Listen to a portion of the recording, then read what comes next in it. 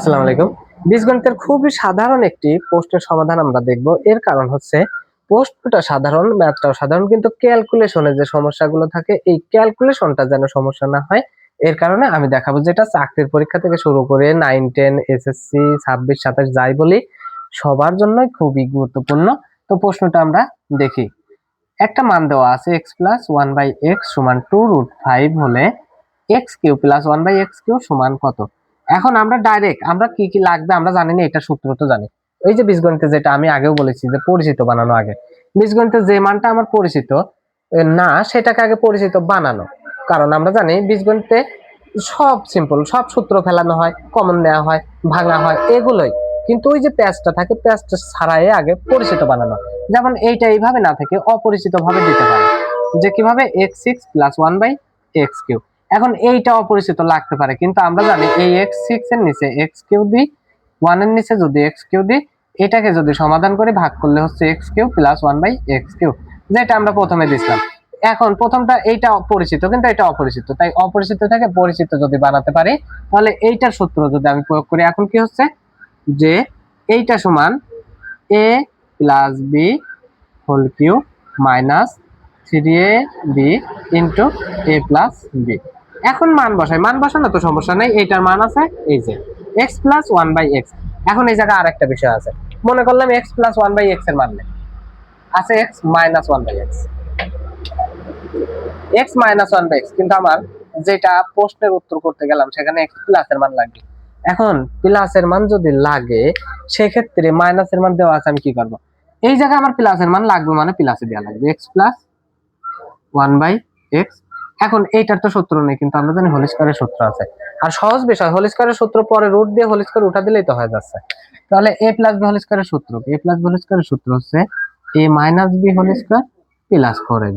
এই জিনিসটা মাথায় থাকা লাগবে যে হোল স্কয়ারের ক্ষেত্রে প্লাস থাকলে মাইনাস দিয়ে শুরু, মাইনাস থাকলে প্লাস দিয়ে শুরু। তাহলে মাইনাসের মান দেওয়া আছে মানে হোল স্কয়ার দিয়ে আমি এই মানটা বসায় এই প্লাসের যে দরকারটা সেটা কিন্তু আমি বের করতে পারবো। তো এটা যদি বের করতে যাই তাহলে কি হবে, এই যে মান বসাবো, যদিও এই জায়গায় একটা মনে করলাম অন্য কোনো মান আছে, এইভাবে আমরা কিন্তু বের করতে পারি। মনে করলাম 2 আছে, আচ্ছা 2, 2 কে কি করলাম স্কয়ার প্লাস 4, 2 কে স্কয়ার করলে কত হচ্ছে 4 প্লাস 4 সমান কত হচ্ছে 8 হচ্ছে। এখন স্কয়ার যেহেতু আমার উঠানোর প্রয়োজন, তাই x প্লাস 1/x সমান √8। এই √8 কে আবার ভাঙা যায়, √8 কে কি দিয়ে ভাঙা যায়, 4 দুগুণা 8, তাহলে 4 কে রুট করলে 2, 8 √2।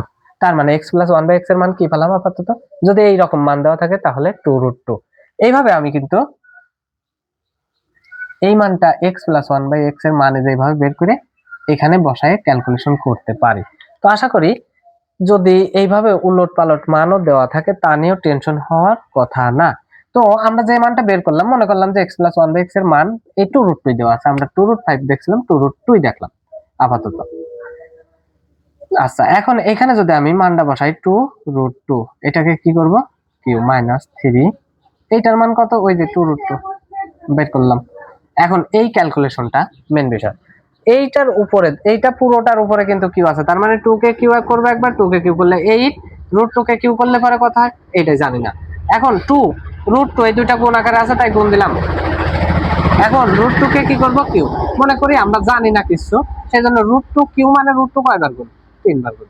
এখন বিষয় হচ্ছে কি √2 3 বার গুণ, এই জায়গায় অনেকে ভুল করে ফেলে যে এই জায়গা মাঝখানে যদি √5 থাকে, এই দেখা যায় যে √5 এর উপরে কিউ থাকলে অনেকে এরকম দেখছি আমি করে যে √3 3 বার গুণ, এই যে উপরে 3 আছে, কিন্তু এই জায়গা বিষয়টা হচ্ছে যার উপরে কিউ থাকবে সে 3 বার গুণ, যার উপরে 5 থাকবে সে 5 বার গুণ, যার উপরে স্কয়ার থাকবে সে 2 বার গুণ।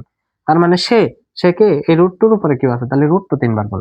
তো √2 যদি 3 বার গুণ করে, এই জিনিসটা মনে রাখতে হবে, প্রতি 2 বারের জন্য একবার √2 উঠে যায়, তাহলে কি 2, আর একটা কি √2 থাকলে তাহলে 2√2, তাহলে কি হচ্ছে 2√2 মাইনাস 3 দুগুণা 6√2, 8 দুগুণা কত 16√2 মাইনাস 6√2। অর্থাৎ এই ক্যালকুলেশনে আবার দেখি এই রুটের যোগ বিয়োগ করার নিয়ম, যোগ বিয়োগ করার নিয়ম হচ্ছে একই যদি থাকে, রুট একই, দুইটাই একই রুট না, √2 তাহলে যোগ বিয়োগ করা যায়, আলাদা রুট থাকলে পরে যোগ বিয়োগ করা যায় তো না। যেমন √3 প্লাস √2, এটা এভাবে রাখতে হয়, এটা যোগ করা যায় না। কিন্তু যদি এরকম থাকে যে √3 প্লাস √3, তার মানে কি 2√3, মানে দুইটা √3, তাই 16টা √3 থেকে যদি 6টা √3 বাদ দেওয়া হয় তাহলে কি 10টা √2 থাকে, সরি √3 বলছি, 16টা রুট টু থেকে যদি 6টা রুট টু বাদ দেওয়া হয় 10টা রুট টু থাকে। আশা করি ক্যালকুলেশনটা আবার একটু ব্যাকে দিয়ে চাইলে ভালো করে দেখতে পারো। ক্যালকুলেশনটা যদি ক্লিয়ার না থাকে, খালি বীজগণিত না, যে কোনো অঙ্কে ক্যালকুলেশন ক্লিয়ার না থাকলে কিন্তু পারবে না। আশা করি বুঝতে পারছো।